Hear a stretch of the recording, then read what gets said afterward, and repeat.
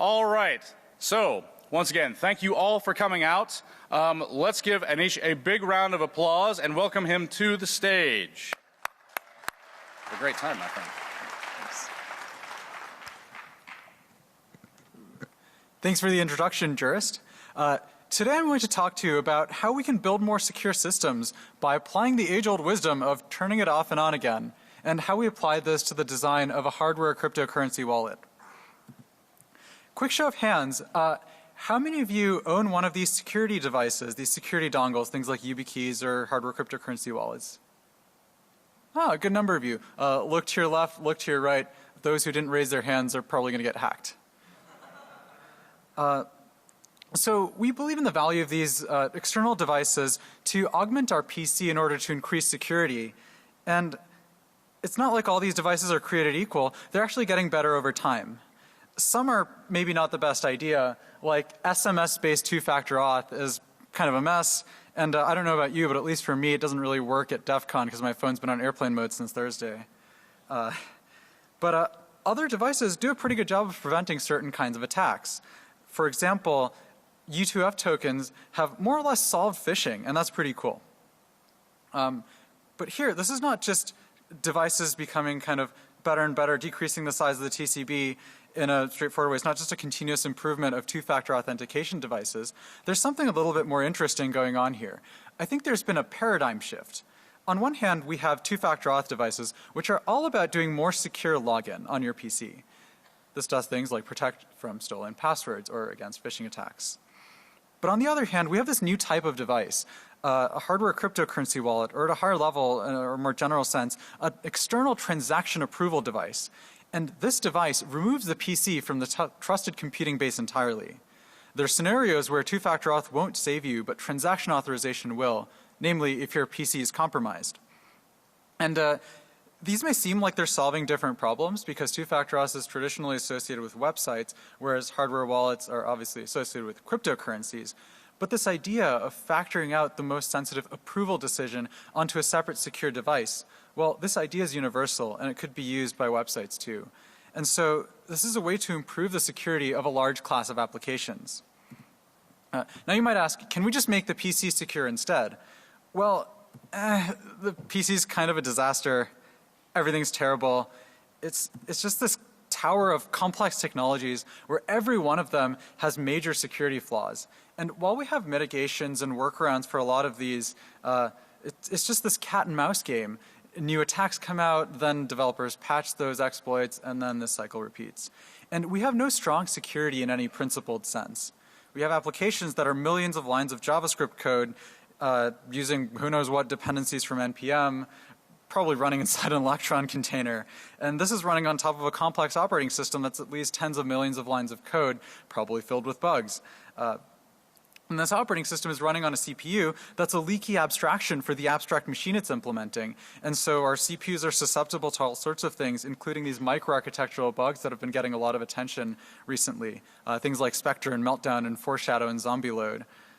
And then on top of that, we have hardware that's also a leaky abstraction because physics is kind of weird. And so we have attacks like rowhammer and rambleed where you can do things like repeatedly write to a row in DRAM and cause bit flips in adjacent regions, and this breaks isolation.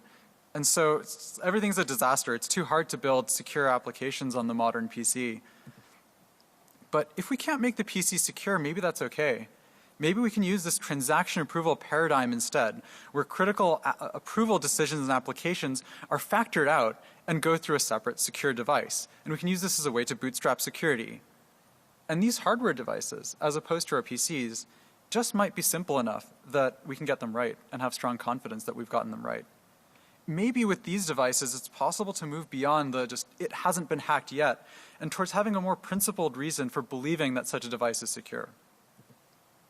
And so for those of you who are not super familiar with these, well, how do these devices remove the PC from the trusted computing base?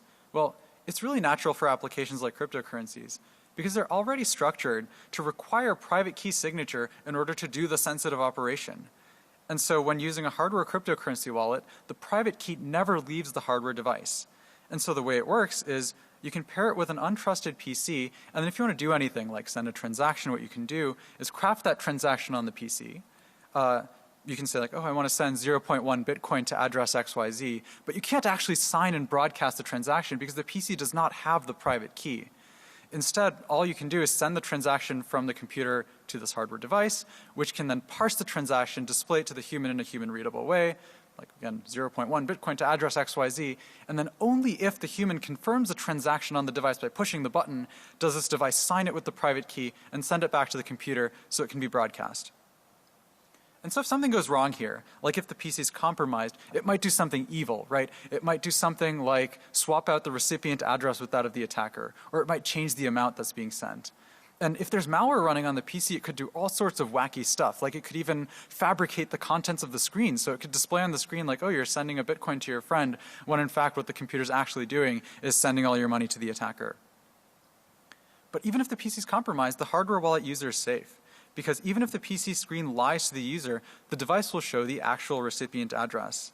And so we can think of these devices as providing a secure I/O path to the user where the PC was previously failing us. And it's good to remove the PC from the trusted computing base because things indeed go wrong. Like there are tons of attacks I could talk about where people steal cryptocurrency. Here's just one that I think is kind of clever. In December 2018, there was a phishing attack on users of the Electrum Bitcoin wallet. And so the way the Electrum Bitcoin wallet works is that it's an SPV wallet. And that's like most other Bitcoin wallets people use today, these wallets don't download the full blockchain onto your computer because that would be kind of impractical, like having to download hundreds of gigabytes. Instead, what these wallets do is that they rely on untrusted servers in order to do payment verification. So like you rely on this untrusted server and it can prove to you that a particular payment is on the Bitcoin blockchain without you having to download the blockchain and also without you having to trust the server. And this is pretty cool. In Electrum's implementation, these untrusted servers could return error messages to clients, and that's also fine. But in Electrum versions before 3.3.3, these server error messages could be arbitrary text. And not just arbitrary text, actually, but HTML. And so this screenshot here shows what happens if you take an old version of Electrum and connect to one of these compromised servers, which anybody could set up. So it's like, hey, requires security update, version 4.0.0. Go download this software here. Nothing bad will happen, I promise. And by getting people to run bad software on their PC, attackers made off with hundreds of Bitcoin. And this is just one example. There's tons of examples of this kind of thing out there. If you have bad software running on your PC, it can steal your private key. Even if your private key is encrypted on your device, the malware can just wait until you decrypt it when you're about to send a legitimate transaction. And then once it has a private key, it can do whatever it wants. And in this scenario and most of the others, a hardware wallet could have saved you. So why shouldn't every application behave like cryptocurrencies in the sense that these sensitive approval decisions are factored out and go through a separate secure device? Well, right now for sensitive websites, I use two-factor auth. And if my computer's hacked, I'm in trouble. Two-factor auth doesn't guarantee anything if your computer is compromised. And now these websites already have confirmation prompts for doing sensitive operations. Like if I look at my OpenStack, if I try to delete a VM, it's like, oh, confirm terminate instance. Are you sure you want to do this? Or if I'm using my, I'm doing something with my domain name and trying to delete a DNS record, it's like, oh, are you sure you actually want to remove this DNS record? And these are not for security. These screenshots you see on the left, those are just like confirmation prompts to make sure you don't click on the wrong thing and accidentally do something you didn't mean to do. But in theory, this approval decision could be easily factored out. At sign-up time, a user gives a website their public key, and then for sensitive operations, the user must sign a human-readable description of the operation with their private key. And the signing could happen on an external device, on a hardware cryptocurrency wallet, just like you do with cryptocurrencies. And this could be really useful for things like bank transfers and stock market trades, and manipulating VMs and infrastructure, and manipulating DNS records and deleting backups. Like basically any sort of sensitive thing could go through such a device. And there's actually some work on standardizing this kind of behavior. So web authentication is this web standard that's kind of like a successor to U2F. And as it says on the box, it's an API for accessing public key credentials. And a large part of the standard focuses on doing better login, like basically doing better U2F. But a small part talks about doing transaction authorization on an authentication device. So I think that's pretty cool. But this is pretty recent stuff, and even though some people have started supporting web authentication as a second factor for login, as far as I know, nobody's really using this transaction authorization stuff, but I hope it takes off in the future. So now that we're convinced that transaction approval is a great idea, like this transaction approval of sensitive transactions happening on a separate secure device, well, of course we'd want to use it everywhere. with all our cryptocurrencies like Bitcoin and Ethereum and Monero and all the sketchy altcoins I didn't bother to list here. And even websites where we do sensitive stuff, like where we manage our virtual machines and our DNS. And for practicality, we'd want this to all happen with a single hardware device. But if we do that, we lose some of the simplicity of other security tokens, things like the YubiKey or U2F keys, where those were basically fixed function. Here, web authentication support maybe could be built into the device, but supporting arbitrary cryptocurrencies would for sure require running different applications, because these different cryptocurrencies all use different transaction formats and different crypto systems and so on. And so now this device that we're imagining needs to run arbitrary third-party code while sandboxing all of the applications from each other. Like, I really want to be able to install a sketchy altcoin wallet without having my Bitcoin stolen. Is that too much to ask for? And so this device must provide strong isolation between these mutually untrusting applications. And now our device is starting to look complicated. Earlier I was saying, oh, the PC is this complex beast and it's going to be impossible to get it right. And the hardware wallet, well, that can be simple and therefore maybe secure. But now the hardware wallet's starting to sound kind of complicated too. Now it needs an operating system. It needs to multiplex shared resources like the CPU and RAM and USB and storage and display and buttons between applications. And sharing leads to complexity, and complexity leads to bugs and vulnerabilities. And hardware wallets have indeed had bugs in the past related to their operating system. For example, the Ledger wallet, one of the most popular cryptocurrency wallets, had a series of bugs related to bad argument validation in system calls. So one example there is that there was a SHA-256 system call, and you could pass a pointer to it, and it should do some amount of validation on that pointer so you don't read memory you're not supposed to. But turns out you could pass the null pointer, and it would gladly compute a SHA over that. So you could call SHA-256 with the null pointer and varying length arguments and get hashes of prefixes of memory, so you could dump contents of flash. Like you could call SHA-256 n times, and then compare that with independently computing 256 times n hashes, and you could use this to dump the first n bytes of memory. And in practice, this could be used to dump the first 8K of flash. Isolation bug. And there are other bugs in this style in the Ledger wallet. There's some interesting security research done by Riskier and presented at Black Hat in 2018 that talks more about this. And both Ledger and Trezor, two of the most popular cryptocurrency wallets, have had bugs where the ARM memory protection unit in the device was misconfigured by the operating system. So in Ledger's case, it allowed read accesses to memory regions which applications were not supposed to read. And in Trezor's case, it allowed write accesses. And so at a high level, these bugs are because of sharing. Because if you think about it, if you had no sharing, you wouldn't need a sophisticated operating system with a complicated memory protection policy. You wouldn't need the memory protection unit and so on. But, okay, now maybe I'm sending you mixed messages. I seem to be hinting at security through physical separation. Like, this is an easy solution in some sense. One device per app. In this picture, mutually untrusting applications are just air-gapped from each other. And physical separation gets you a lot of nice properties. So why don't we do this? Well, it's impractical, especially to support a lot of applications, and practicality is super important for adoption. And so there are these competing tensions here. It's like sharing versus security. And the question is, can we have the best of both worlds? Well, here's an idea. What happens if we try to simulate physical separation? And I'm going to give you a very high-level overview of it, and then we'll talk about it in more detail. But what if we could have this device where we run an application, and whenever we want to switch applications, we just blow away all the state on the device, and in a sense, logically have like a fresh factory new device in order to run the next application on? Well, for whatever vague description of fresh device you might have in mind, like if this is done correctly, maybe every application that runs could be isolated from all the others. Because if you kind of clear everything on the device away before running the next application, well, whatever ran before can't accidentally leak secrets to whatever ran afterward. And so maybe this sounds reasonable at a high level, like, oh, let's simulate physical separation through reset. But obviously there's some details that need to be worked out here. It's like, what would the hardware architecture look like for something that's built around this idea? And then also, what does it mean to reset hardware? Well, here's a proposed design. What if we run third-party code kind of on its own computer, a stateless computer, and we reset it between task switching? So like on the left, on the left we have this thing we call the application core. It's basically a computer and it's stateless. We kind of load an application on it just as we want to run it. And we run it to completion. And then before we run the next application, we somehow magically clear all the state from this application core. And in this picture, we have another computer, basically, for managing the computer on the left.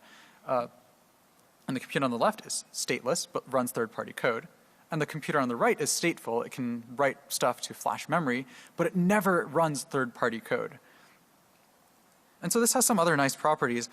You actually don't need an operating system with a structure like this, basically. Or maybe you can think of it as splitting a kernel and a user up in this way, like kernel and user space rather than being like hardware protection on a single CPU is just two separate computers talking to each other.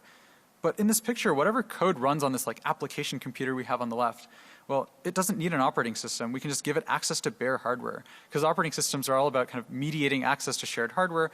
But in our picture, we have this idea of resetting all the state before letting the next guy run. And so we don't need to really worry about what kinds of wacky things some malicious third-party code might do, as long as we can get reset correct. And so we need no operating system or hardware protection mechanisms. And so that gives us a lot of simplicity. And so it's easier to reason about the correctness of such a system. And then in this picture, we also don't really need things like system calls. Like basically, we need no communication back from maybe potentially sketchy third-party application code back to whatever management code is managing this device. This communication can happen over a really simple interface like a single wire UART. And maybe like the only system call you need is for the application to be able to terminate itself and maybe save some state for the next time it runs. And maybe this seems like a really wacky design, and this wouldn't work for things like your desktop, where you want to run multiple applications simultaneously, or you want to run sophisticated applications. But for the class of applications we're targeting, this restricted model does work. And so this is what the architecture looks like. Now, what do I mean by reset? We still need to talk about reset in more detail. So what state is there in this application core? Well, there's state in many places. Obviously, the CPU and RAM are stateful devices, but also even things like the USB peripheral or the display can maintain state. And in order to have strong isolation, we really need to clear all the state that may be present in such a device. Like basically everything is stateful except for things like the buttons, which are just switches. And to have strong isolation, these need to be reset in some meaningful way, clearing away whatever's there before, so that any application that runs is not influenced by whatever was running on the device before. And so again, what do we mean by reset? Well, we'll actually formalize this later, but for now you can just think of it as like factory new or untouched or untainted, like get everything back into an untainted state. Any two pre-reset states should be indistinguishable post-reset. Well, so how do we implement this? For this talk, we'll focus on the CPU because it's the most interesting and challenging component, and all the other things are kind of analogous. So first attempt, turn it off and on again. What happens if we just take the CPU and cut the power to it and then plug it back in? Is this sufficient for clearing all internal state? It might seem like a good idea. Well, it turns out that removing power from these chips doesn't actually clear all the internal state. Chip states such as SRAM can actually persist for tens of minutes in these devices. And so power cycling isn't really going to achieve anything, at least not on a reasonable time horizon. And in a sense, we can think of power cycling as roughly equivalent to just asserting the reset line, speaking of which, these processors have a reset line. Like there's a pin on the CPU labeled reset.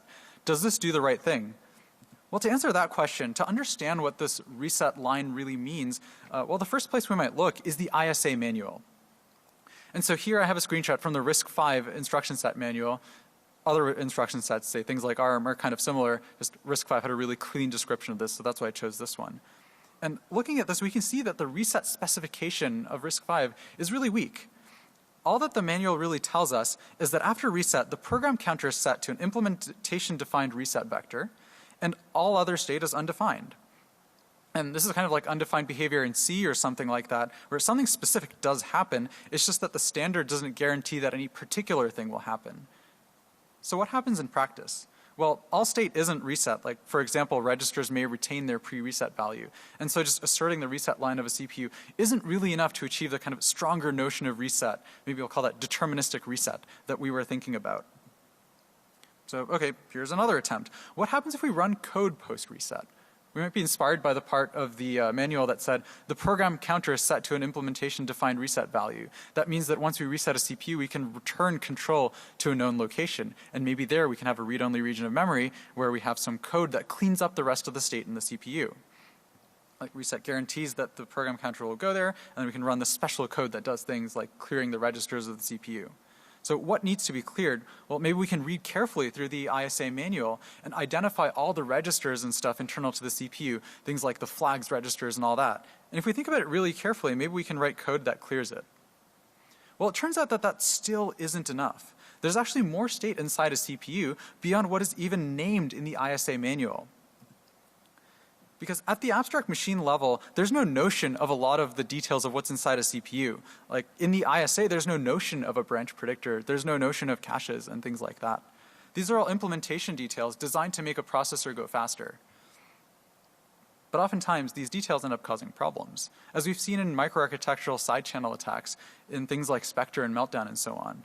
Because this microarchitectural state, which can't be named at the architectural level, you can't write code that directly talks about it, well, this microarchitectural state can end up leaking into architectural state, which is exactly what's going on in attacks like Spectre and Meltdown.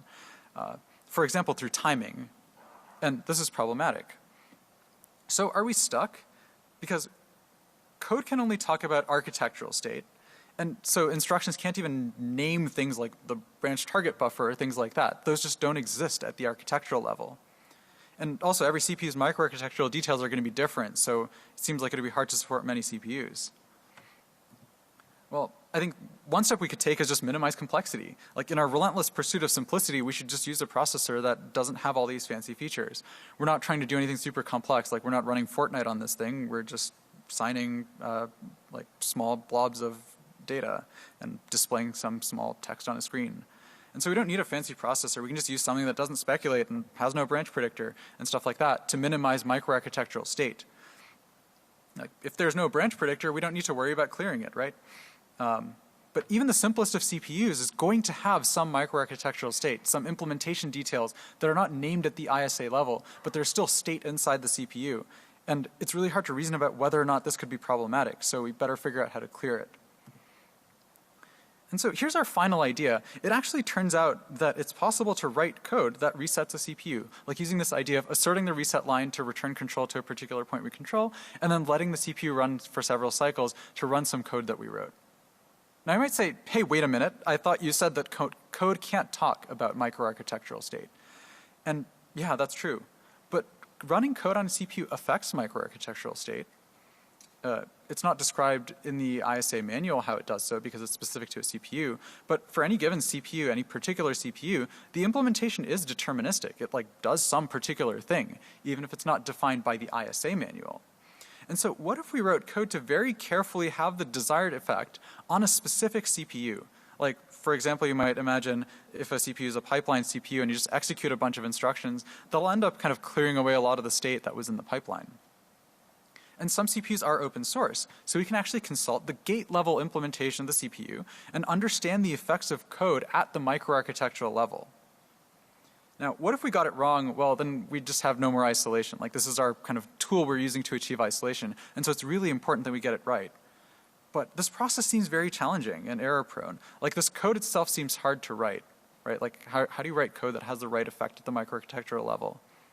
And also, reasoning about the correctness of such code also seems complicated. Like how do you know that this code does the right thing no matter what state the CPU is in? Like the CPU can be in so many different states. How do you know that the code always does the right thing?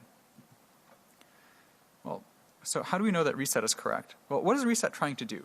Reset is a single operation of this, like asserting the reset line and then letting the CPU run code for a little bit that's applied to an arbitrary state and it should turn the CPU from this arbitrary state into a purged state. Like basically no matter what state you started in before, you should end up in the same state after this purge operation. And maybe another way of looking at it is, like we have these two worlds, one where a secret bit is 0 and another where a secret bit is 1. Like whatever software is running before is operating on some secret data. If these worlds are indistinguishable post-reset, then code that was running beforehand on that secret data can't accidentally leak the secret to whatever ran on the CPU after this reset process. And so this is a slightly more formal definition of our reset property. But how do we apply it? It seems really hard to just like sit down and think really hard about whether this property holds for a particular CPU and particular sequence of code. Like we can't just sit down and like think about all of this. So what do we do? Well, we can use tools to do this reasoning for us. And so a little bit of background. There's this really neat tool called an SMT solver. SMT stands for Satisfiability Modular Theories, and it's this very powerful tool that has many uses, including security. Like these tools are used for things like crackmes and bug finding and static analysis and things like that. I highly recommend you look into these after the talk. It's like a super neat tool. And And SMT solvers are based on this more primitive thing called a SAT solver. So what is a SAT solver? It's a tool that can solve Boolean formulas. Like for example, in the top left, you might have the formula x and y or not z. And it turns out that this formula is satisfiable. So if you give this to the tool, it'll say, oh, this formula is SAT. And the satisfying assignment is x equals false, y equals false, z equals false. So if you plug those things in on the left and evaluate it, you'll see that that expression evaluates to true. And similarly, you might have a different expression which is not satisfiable, in which case the tool will return unsat. So then what are SMT solvers? SMT is SAT on steroids. Basically, it supports more data types than just Booleans and more operations than just Boolean operations. So you might have support for things like integers or addition or inequalities or bit vectors or things like that. And different tools have support for different sets of things, like you might have a theory of strings or a theory of arrays or things like that. But basically, it's SAT on steroids. It's like a fancy equation solver. But it's not just an equation solver. Because when SAT solvers find a solution, well, that's like an equation solver. But when they return unsat, it means something. It's not just like the tool is failing to find a solution. The tool has determined that there is no solution. You can think of it like it's doing a smart, exhaustive search and proving that whatever formula was input into it has no solution. And so it turns out that we can use this fancy equation solver to automatically prove theorems. So consider this abstract way of stating a theorem, for all x, p of x. Well, we can mechanically translate this to an SMT formula. And the way we do that is we just strip the for alls from the left-hand side and negate the proposition. So for all x, p of x turns into not p of x. And then we can consider what happens when we feed this to the SAT solver. If this theorem is satisfiable, that means that the theorem is false. Because if not p of x has a solution, well, then that means that there is an x where not p of x is true. And so it can't be the case that for all x, p of x. Like, that's a counterexample. On the other hand, the SAT solver might say unsat, and that means that our theorem is proven. It's a proof that our theorem holds because if not p of x is not satisfiable, there's no x that makes not p of x true. And so it must be the case that p of x holds for all x. So in more concrete terms, like how do we actually apply this to a real theorem? Well, here's a simple theorem. This theorem says that the average of two real numbers is between their min and their max. And so the way we translate this to SMT, remember, is we just strip the for alls and negate the proposition. And even the actual code for checking this theorem is actually pretty straightforward. So this is Python code using the Z3 theorem prover. And basically it's like, oh, x is a real number, y is a real number. Let me define min and max because those are not built-ins. And then put in the theorem statement, assert that not of the theorem statement holds, and check if that's satisfiable. And then of course, we know this theorem is true. And indeed, the tool returns unsat here, proving the theorem. Okay, so going back to our reset property, like the whole thing we were talking about earlier, here's the picture I had on the slide before, but phrased as text. What does reset mean? It means that if you're in any two different CPU states, if you apply this operation to those states, they must converge to the same state. And here purge is like this process of asserting the reset line of the CPU and then just letting it execute for some number of cycles. So it executes whatever instructions we'd put in the right place. Okay, so as long as we can express this in the language of SMT, then we're good. We could just throw this at our SMT solver and hopefully it can prove it correct. So far I've only talked about Boolean formulas and numerical equations and stuff. How does that translate to CPUs? Well, let's start with simple circuits. Let's start with combinatorial circuits. So these are stateless circuits that compute Boolean functions. And here is a full adder circuit. So this takes two inputs and a carry and produces an output and a carry out. Pretty simple component. Something like this might make up a very small part of a CPU. Like this might be chained together with other full adders to make a wide adder, like a 32-bit adder, and that might be a small part of an ALU, and that might be a small part of a CPU. But we can see how this might be representative of a small part of a complex circuit. So the circuit could be represented in Verilog code like this, just like a pretty straightforward translation of exactly what you see in the picture. And it turns out that the Python Z3 code for this is actually pretty straightforward. Like this tool supports doing Boolean operations, so we can just translate this code into Python and use that library. So this is all you need in order to represent that circuit. So let's try to prove some property about this simple circuit. We all know that addition is commutative. A plus B equals B plus A. And since this is a full adder and it takes a carry in, let's just say that the carry in has to be the same. Well, what does this look like when we try to use the tool to formally prove this property? Well, this is all the code you need. Basically, you put in the preconditions. We have two possible inputs. We have the A plus B input to the adder and the B plus A input to the adder. And we say that, okay, the A and B are swapped in the two cases, but the carry in stays the same. And then we put in our negated theorem statement. Like remember from earlier, we strip the for-alls and negate the proposition. So here we say to the solver, like I'm asserting that the result of the full adder applied to the two possible inputs, the one where the inputs are normal and swapped, well, the result is different. And if you try to check that property with the solver, it'll say that this equation is unsatisfiable, which is a proof that our theorem is true, that addition is indeed commutative, as we all knew. And then I think the last piece of the puzzle here is how do we deal with state? Because CPUs are stateful things. Well, let's not go all the way to the level of CPU yet, because that's kind of complicated. Let's start with this 8-bit counter. And so here's Verilog code implementing an 8-bit counter. It's pretty straightforward. It has an 8-bit register inside. And then what it does is at every clock edge, if the reset line is asserted, it'll set its internal state to 0. Otherwise, if the enabled line is asserted, it'll increment the count by 1. Otherwise, it'll do nothing. This is like a simple example of some stateful circuit. Verilog code on the top left, graphical representation on the bottom right. Well, here's a translation of that circuit to SMT. It's a little bit different than before because I'm using slightly more fancy features of Z3 here. So I'm using data types to represent kind of the different parts of the counter. But it's still pretty straightforward code. And the thing of most interest here is the thing on the bottom left, what I've labeled the transition relation. And this describes the behavior of the counter. And what this is saying is that if we have two states, S1 and S2, if we assert that counter T of S1 and S2 holds, that means that state S1 steps to state S2 after one cycle of execution. And this is a pretty straightforward translation of the Verilog code. Like we could have done this mechanically. Just in this example, I did it by hand, so it'd be cleaner to look at. So let's try to prove something about this. Here's another proof. We might want a property like, oh, the counter's count doesn't decrease over its execution. And we might have a precondition to that theorem, like as long as it's not reset, the counter doesn't decrease. Well, here's a little bit of code. Let's instantiate two states, S1 and S2, and then say, okay, here's our precondition. Like asserting this counter T thing says that S1 represents the state of the counter at cycle 1, and S2 represents the state of the counter at cycle 2. And then we have this other precondition that the counter's not reset. And then here's our negated theorem statement. So we're trying to see if there's a case where the count decreases. So if the count at the second cycle can be less than the count at the first cycle. And as you might be able to figure out just by thinking about the implementation of the counter, turns out that this theorem we were trying to prove is false. The counter returns sat, or the sat solver returns satisfiable, which means that there's a counterexample to our theorem. And here, looking at the counterexample, we can actually get some more information beyond just like the theorem we were trying to prove is false. Looking at this a little bit more closely, we can see that here at S1, at cycle 1, the counter had its reset line low, its enabled line high, and the count was at 127. And then thinking about this, we can realize like, oh, the count's wrapping around, and that's why our theorem isn't true.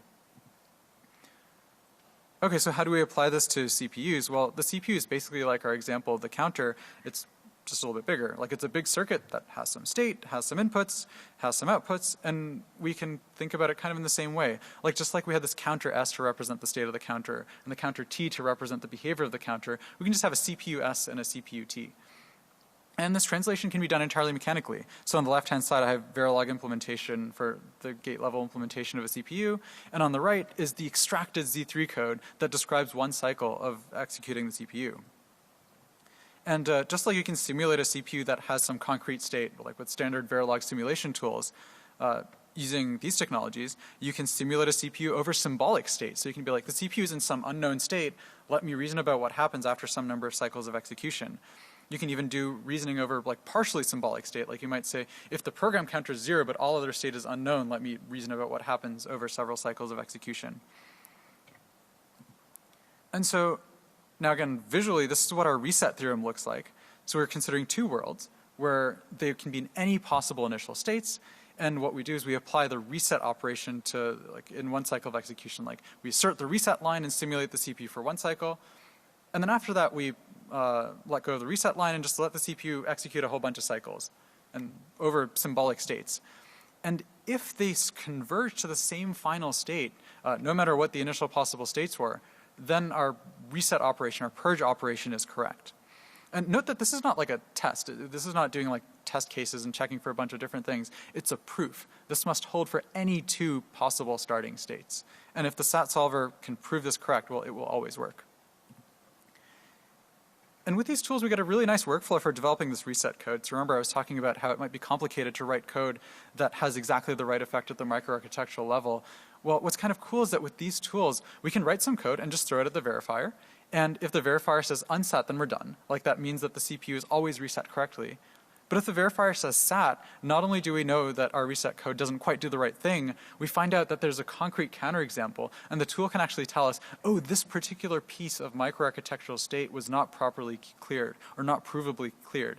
And then, as the human in the loop, we can think about this, consult the implementation of the CPU, and tweak our code in order to have the desired effect on that piece of state. And just keep repeating this process until we've developed code that always does the right thing.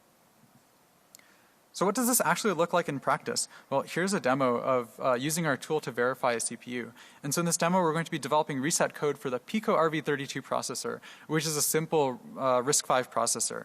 And here I've already converted to SMT fully automatically, and we're just going to develop the reset code and also see the output from the tool as it tells us, like, either we've done it correctly or we haven't done it correctly and what pieces of state we haven't cleared. Okay, so we go ahead and run it, and to start with, let's just run it for one cycle of execution. So let's see what happens when we just assert the reset line of the processor and let it go for one cycle.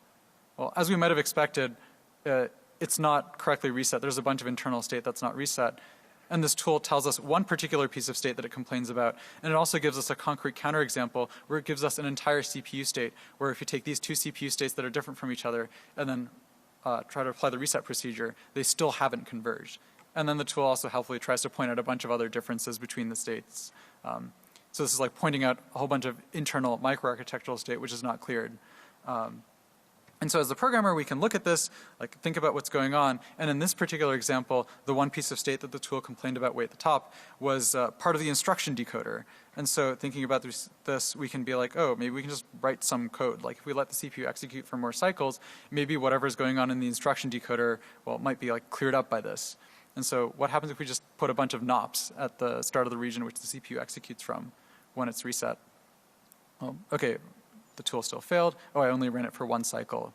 To actually execute the nops, I should probably simulate the CPU for more cycles than 0 cycles. So okay, here I'm running the tool again. It's complaining about something in the instruction decoder. And we'll see that after a while it starts complaining about something else. So now it's complaining about the sub part of the state called CPU regs that's not always reset correctly. And so now again, as the programmer, like we can think about this and consult the CPU implementation. And if we did that, we'd see that CPU regs is something that's corresponding to the architectural general purpose registers inside the CPU. And so now we can clear, we can figure out how to clear that state. So we could just write some code that goes and clears all the 31 general purpose registers. Okay, so let's do that. And try running the tool again. So here we're running it again. Let's symbolically simulate from kind of unknown initial states and see what the tool can figure out. Okay, a couple cycles in, it's complaining about whatever's in the instruction decoder. Now it's complaining about CPU registers, but we just wrote code to clear them. And, oh, the tool failed. Okay, so scrolling up, we can see that well, in this case, it just said, failed to prove, reached max depth 10. Well, with this tool, you need to tell it how many cycles to simulate for. You need to give it some upper bound. Otherwise, it might go on forever. And so I just didn't run it for long enough. So let me go and rerun it. And I'm going to speed up this video because you probably don't want to sit through like 2 minutes of number crunching going on. Okay, so the tool is simulating for many cycles now and still complaining about the CPU regs thing, so whatever's corresponding to the architectural general purpose registers. And we'll see that eventually it stops complaining about this because it's actually gone through enough of the reset code that all that stuff is reset. But now it's complaining about something else. Now there's this thing called memw data that's not provably reset. And so again, we can go back to CPU implementation, figure out what this corresponds to, and this is something related to the memory write machinery. So now we can go and write a little bit of code that deals with that. In this situation, we can just issue like a dummy write to a read-only memory region, and that'll end up having the desired microarchitectural effect. And finally, when we do this, we'll see that the tool, well, once it gets through enough cycles of simulation, it finishes and it's like, oh, your CPU, your reset sequence is actually proven to be correct. And again, this is not like a test. We didn't try this for a couple different initial states. The tool's actually proven that this works no matter what state the CPU is in before. That no matter what state you start off in, after applying this procedure, you always end up in the same resultant state. So that's the tool. And then of course, we also wanted to make sure that this idea of like building a hardware in this wacky way where we have third-party code that runs on its own CPU and like management code that runs on another CPU and stuff like that kind of makes sense. And so we built a hardware prototype. Like here's a V1 prototype, which is a bunch of development boards strung together. And there's a little bit more going on here than that was just in the talk. But as we can see, like to the end user, this behaves more or less like any other cryptocurrency hardware wallet. You can do things like install applications on it and use it to sign Bitcoin transactions and things like that. And really the only difference the user will notice is that since it's built around this idea of like only one piece of third-party code runs at a time, and between application switches you reset the processor, like every once in a while the device will ask you like, there's nothing more to do now, like you need to reset the device before you can continue. So like here for example, you've installed a program, but in order to launch the next program, you have to clear all the state, which the device will do for you by, well, asking you to press the reset button. And then the rest of the functionality, like here we're just running a Bitcoin application. It works like any other Bitcoin hardware wallet. So I can get the private key, the public key from the device and then go on my computer and set up a watch-only wallet. Like go here, open up Electrum, put in a public key, type in my very secure password. That's, I think, DEFCON all lowercase. DEFCON. It's a weak password.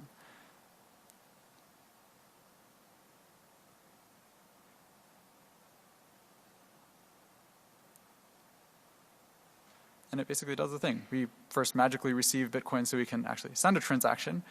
And you can see, like, of course, we can't actually send the transaction from the PC because the PC doesn't have the private key. The whole point is to have these transactions go through the separate hardware device, which is the only thing that knows the private key.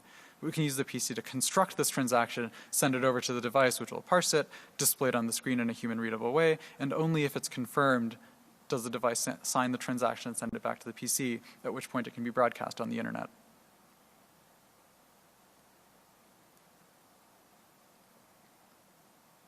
And so this is a reasonable design for a hardware wallet. Like we could make it run the same kinds of applications that other hardware wallets could, but we get this really strong isolation of mutually untrusting applications by applying this idea of deterministic reset and reset-based task switching. And we've also made it work with websites and stuff like that. I'm not going to go through this demo, but it's basically what you expect. Like you try to do something on a website. If any sensitive operations are required to go through this external device, it'll display a human-readable summary. And only if you approve the transaction on this external device will the website let you proceed with the transaction, because it requires a signature from a private key that's on the device that's not accessible to the PC. So if someone tries to do something malicious, like delete your domain name, your PC's compromised and it's trying to do weird stuff on the website, well, you could just cancel it on your device, and the website wouldn't let you complete that operation. And so in conclusion, we've talked about how we can apply the idea of turning it off and on again as a building block for better isolation, but how there's also a little bit more detail there. Like there's a lot of details to getting the deterministic reset right. And there's this neat idea of using formal verification as a technique for both developing this reset code and also reasoning about its correctness in order to gain confidence that this primitive that we're using for isolation actually does the right thing, the thing that we expect it to do. All the code that was shown in the demos is available online at this link if you want to check it out and play around with some formal methods tools. I hope that the impact of this presentation is that we as users, more of us start using and demanding demanding these transaction authorization devices and demanding that websites have support for this sort of thing, because I think it can really increase our security. And I also hope that we as developers, well, we start supporting factoring out approval decisions. And also I think it'd be really cool to see more people use formal verification as a tool to improve security. Like maybe in the long term, maybe eventually we can move beyond the just it hasn't been broken yet and towards having a principled reason for believing that a system is secure. And I think I don't have any time for questions, but I'll be outside if anybody wants to talk to me.